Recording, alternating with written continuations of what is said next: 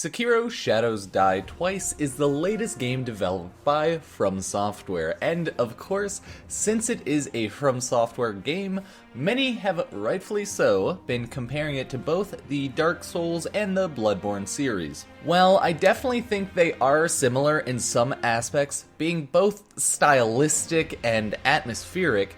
Calling it just like a Soulsborne game doesn't give this game the type of justice it deserves. This game feels like they took an extraordinary amount of time and care into creating an enjoyable gaming experience for us, the audience. I would go so far as saying, thus far, this has been my favorite game of this year, and definitely my favorite game ever created by FromSoft. This game gave me the perfect amount of difficulty to feel like every task I accomplished actually kinda mattered and took some skill.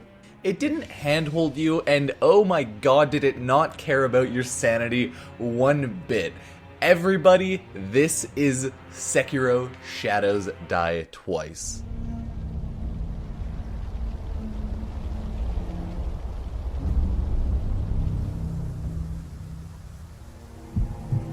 "たとえひとたび敗れるとも、命を落とし、主を必ず取り戻す。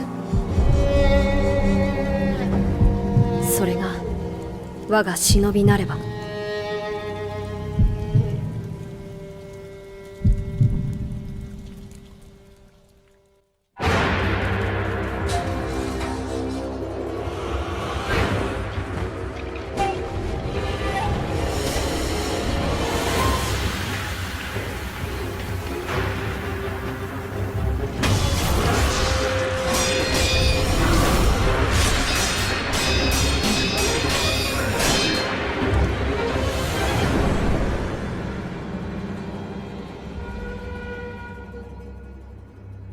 Okay, to kick off this review, let's first get into the combat, the meat of the game. Combat in this game can really only be described as ninjas on crack, like legitimately. And the kicker is, you have 2 lives. So you get killed once, you just get right back up. And in this game, at least compared to other FromSoft's games, your only weapon is a katana. And that doesn't change throughout the whole game. And I actually really like that. This game decided what type of combat it wanted, and they went out of their way to make that perfect. Even though your main weapon is a katana, you do get a nice amount of side weapons though, to be fair. First off, you have your prosthetic ninja arm, which it holds a variety of special attacks in a sense.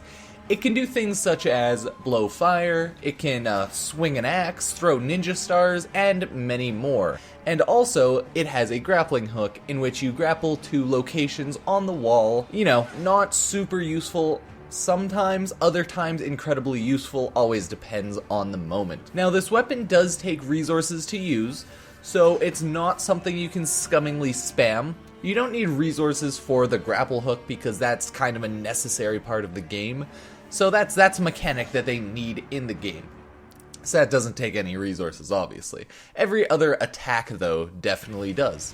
Other than that, you get items much like in Bloodborne and Dark Souls, and the healing and saving works the exact same as those as well. You get a save point, you have multiple save points, you travel between them. Healing, you get a healing gourd, you can upgrade the amount and the amount it heals. Same as Dark Souls with its Estus Flask. Legitimately the exact same type of setup, not really too surprising, as again this is a FromSoft game. All in all though, I do love limited healing in these types of games. It adds a lot of, like, perceived difficulty, and you actually have to do stuff better instead of just heal spamming. So I definitely always love that type of mechanic.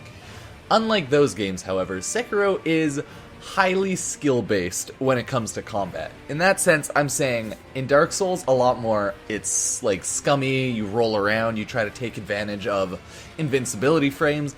In this game, oh no, it's just straight up hit your stuff, time everything right. If you do everything perfectly, you won't get hit, and you will take 0 damage. Which is why it is incredibly difficult in this game. In this game, you have 2 types of health mechanics. I know, a little odd.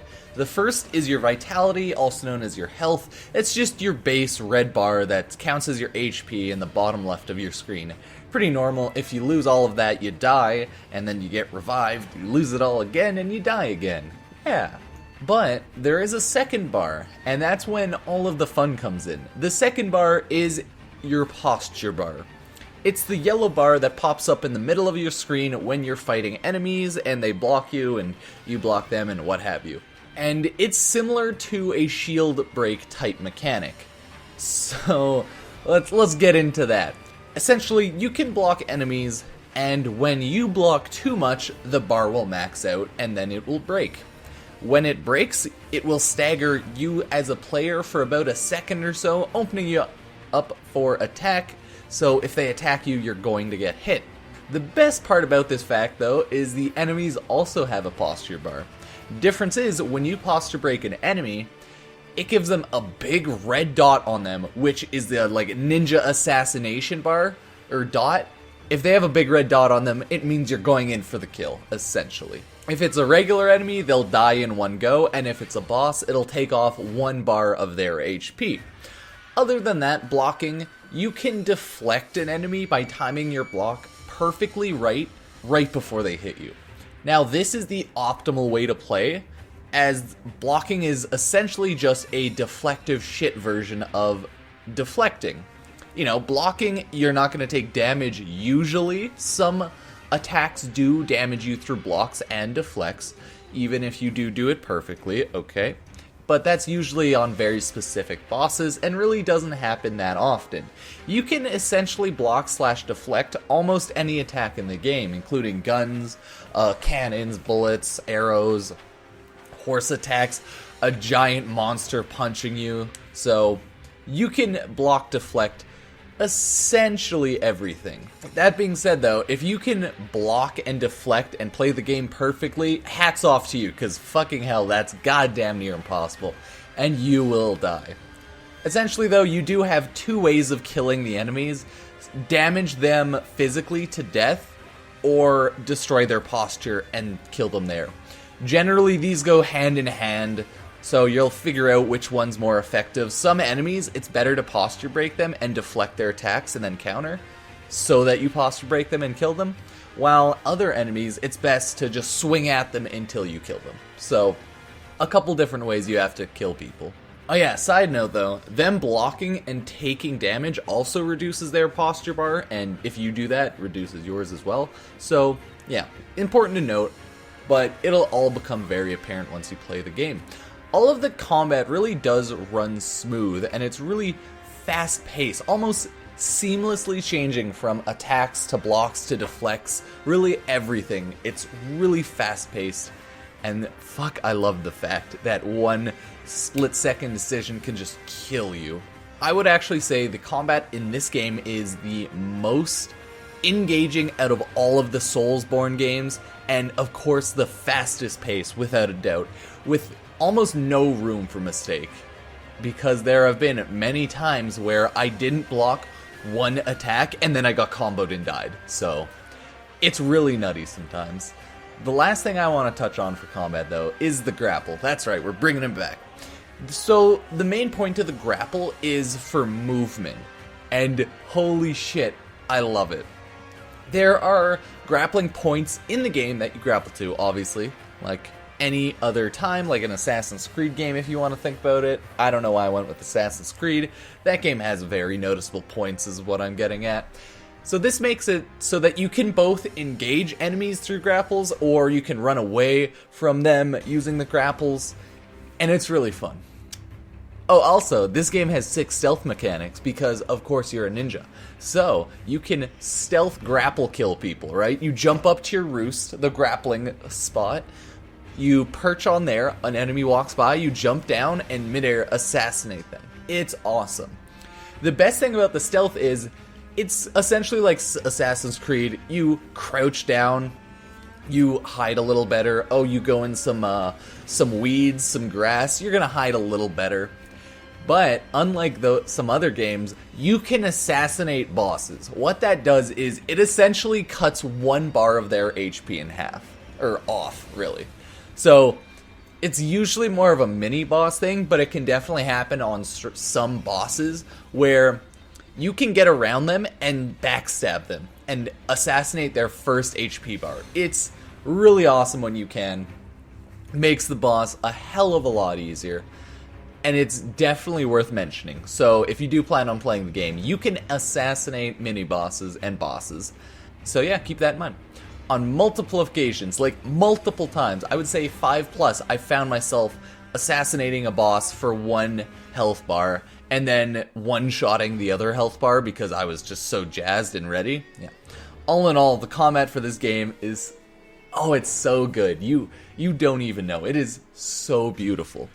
If I were to ever show an example of combat RPG done right, I think I would show people this game. I understand the combat in this game is definitely not going to be for everyone, but I for sure love it. I think it's a huge improvement on the Dark Souls-esque combat, because this one's actually more precision-based and skill-based, and I fucking love it. So 10 out of 10, thank you Sekiro for making the best combat in an RPG, in my opinion, to date. So let's go into the world / story just a little bit in the game. I'm not going to cover this hugely, but it is important to know. Now, if you couldn't have told by the entirety of this video, this game takes place in 16th century Japan during the Sengoku period, a time of constant war and power struggles between factions. You play as Wolf, Ninja Bro, a random orphan picked up by the shinobi Owl, and trained him to be the best goddamn ninja you could ever believe. The main story is essentially a power struggle for the divine heir Kuro, which you essentially figure out the first cutscene in the game, or first little bit. And Kuro has dragon's blood, like his blood is dragon's blood. So he can give others his blood, and they become immortal, hence the name Shadows Die Twice, because you're an immortal, you just keep getting back up. Yeah, you die a lot, okay? A lot. You, as Wolf, are tasked with essentially protecting Kuro, as you're his ninja. Like, you are his. He's your master, you are his subordinate, nothing too surprising there. And you do have a main enemy, which is essentially trying to take away Kuro so that he can take his dragon's blood, become unkillable, and take over the land. Yeah, no shock there. Their base story is pretty straightforward, easy to understand, but that isn't the big allure of the story. The thing that draws me into the story is the fact that there are 4 separate endings in the game. I have now watched and seen all of the endings, and I like them all in their own way. And I think it's cute. Yeah, and each 4 of the endings are actually radically different in some sense, so if you want to see all 4 endings, you'll definitely either have to Google it like I did, or beat the game 4 separate times. Fun fact, I didn't have the time to beat the game 4 separate times, as I am currently in the process of buying a house, and I work full-time, so yeah, that's not happening. The fun part about the game, though, in the story and the world-building sense, is how you gain information. All over the game world, you have people talking, chatting, no surprise about there. And they're all the NPCs, just chatting around, having a good time. If you hide behind a wall or crouch up and walk up kinda close-ish to them, close enough so that you can hear them within earshot, you can listen in on their conversations. And their conversations give a wide variety of information, such as locations of items, locations of bosses and mini-bosses, information you can tell other NPCs to gain something, information of where to get an item for another NPC. They have a whole bunch of info. They also have story-related info. It's just insane. So I tried to essentially listen in on every conversation I could. I didn't succeed at it, because if I did, I probably would have gotten a different ending, but that's besides the point. At the same time, though, this place is It is a beautiful and wonderful world that you could honestly get lost in for hours just looking around at the mountains, the scenery, the structures, just the aesthetic of the world is beautiful. Well, for me, I would say. But at the same time, yes, the place is a desolate world filled with death, despair, etc. Because you are in a war-torn land. Like, everyone is dying. It's not too surprising. And you're killing so many people, but that's besides the point. Yeah, the atmosphere of 16th century Japan really feels authentic with the background music that sounds like it would fit the era or really does place you in that era. And of course, since it is Japan, right, they have demons and monsters and Japanese folklore type enemies in the game. Because of course this is a FromSoft game. It's not a realism 16th century Japan, it is a fantasy RPG 16th century Japan. So there's a whole bunch of demonic presence and such in the game. There is a giant fucking snake that you find out about really early on. So yeah, like this is quite obviously a fantasy in 16th century Japan, and definitely a lot of it's based probably around Japanese folklore, and I really appreciate that, and it tickles my fancy, for sure. Yeah, I just love the rich story of the world and all of the characters that you meet along the way. I was honestly shocked to say, this game actually made me really sad at certain times when sad moments in the story came up, and of course the game made me really happy when something went well or there was a good moment. I actually really like the characters and their dynamic between each other in this game, even though a lot of it, they were just like workers or essentially all worked under the divine heir. It was still great. This game does story so fucking well, and it's all about the emotional attachment you build with Wolf, Sekiro, and all of his close companions. And by God, I actually like the story. They didn't shove it in your face. It was there if you wanted to look for it, and it was there if you wanted to pay attention. So I really appreciate that. And it's really simple, and the game didn't shove it down your face. Kinda like Kingdom Hearts. Fuck, that game does story the worst way possible. So the last thing I want to touch on before I get to my conclusion is the difficulty of the game, as this is apparently a huge talking point about the game. I'm just getting this off. I already said this. This game is brutally difficult. Like, it is fucking hard sometimes. And all of the difficulty boils down to essentially two things: pattern recognition and split-second decisions. If you can quickly learn an enemy's complete attack pattern and are really good at learning that, you're probably going to be better off at the game than others. Or if you're really good at split-second deflections of attacks or blocks or dodges, anything like that, you'll probably be really fucking good at the game. Like, that is this game's bread and butter. Those are the two things you need to be good at the game. For most people, yeah, this game it's pretty goddamn hard. I would say it probably took me, I have around 31 hours of recorded footage, but I didn't quite record everything, and I also AFK'd, so I would say this probably took me 30 to 35 hours to beat, and it took me about 2-3 weeks to beat it because I was pretty busy. But, of course, I also spent a lot of time having fun in the game, exploring, collecting as many items as I needed, and just decimating the soldiers, either just for fun because I could, or because I need to farm resources like gold or spirit tokens, etc. Yeah, for some reason, I was seeing people saying that you can't grind for stats in this game, and that if you can't beat a boss, you'll just have to get good, but that's just inherently fucking wrong. You can 100% grind for stats, you can grind for upgrades. Like, there's a lot of things you can grind for if you can't quite get a boss that'll give you a slight advantage. Of course, none of these are like, oh, you grinded for an hour, you are now radically stronger. No, it is all pretty small boosts, but you are definitely able to grind for increases in healing, damage, etc. Like, you can 100% grind for more damage stats, even. Like, you can grind for anything in this game, really. But, yeah, truly, if you can't deflect or have a proper 1v1 with a boss where you're deflecting and then attacking him back and then deflecting him and attacking him, you're screwed. Because that is the best part about the combat in this game. It's the fact that good boss fights they're always close up.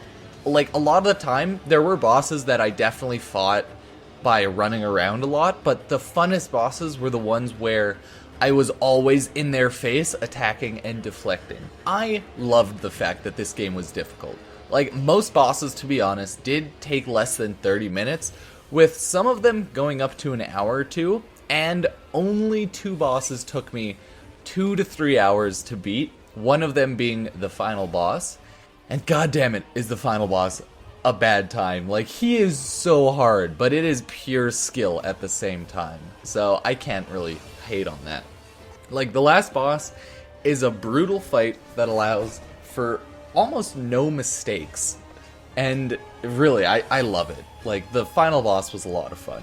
I can say this, though, some of the longer fights do feel like they drag on a little bit, just because once you get to the point where you're fighting one boss for 2 hours, you pretty much know his patterns and everything. It's more about, oh, I just have to not screw this up at this point. It's a really fun game. People were talking about how the game should maybe have an easy mode. Sure, whatever. I really don't give a shit. This game was perfectly difficult and perfectly fun in the best ways. So, difficult as hell, but if that's what you want, you'll get it with this game. So have fun. Okay, so while I was editing this video, I decided I wanted to rewrite my conclusion. So, here you go. And by rewrite, I mean I want to redo it because it was pretty bad and I didn't like it. So, essentially, Sekiro Shadows Die Twice is probably going to be my game of the year for 2019. I had such a large amount of fun actually playing this game for what it was. Like, it was definitely a From Software game. It took so much from that. Like, it's a From Software game. So if you do not like any of the Dark Souls or Bloodborns in any way, you probably won't like this game. Or if you can look past some of that, take a look at the game on a stream or something, decide from there, hey, that would make sense too, right? Like, it is a fun game to play for many reasons. On one hand, yes, it is definitely fun to just go and kill bosses that are a difficult, challenging way to fight through a game. Like, ooh, always having boss fights. It's a fun type of gameplay, right? It's pretty much just boss fights galore in this. There's so many mini bosses and regular bosses in this game that every 30 minutes to an hour you're probably gonna come across an enemy with at least 2 health bars. That'll give you, if not like a noticeable challenge, it'll at least slow you down for a little bit. And then once you kill them, you'll get that prayer bead. Sometimes you'll get an attack boost, and my god, is that just such a great thing. You feel like you actually did something, so you get a little reward. It's nice and it's a little cute. Aesthetically, 16th century Japan is, in my opinion, really beautiful. I like the mountains that you jump around. I like the grungy areas. Yeah, there are definitely grungy areas. I like the cycle that the game goes in.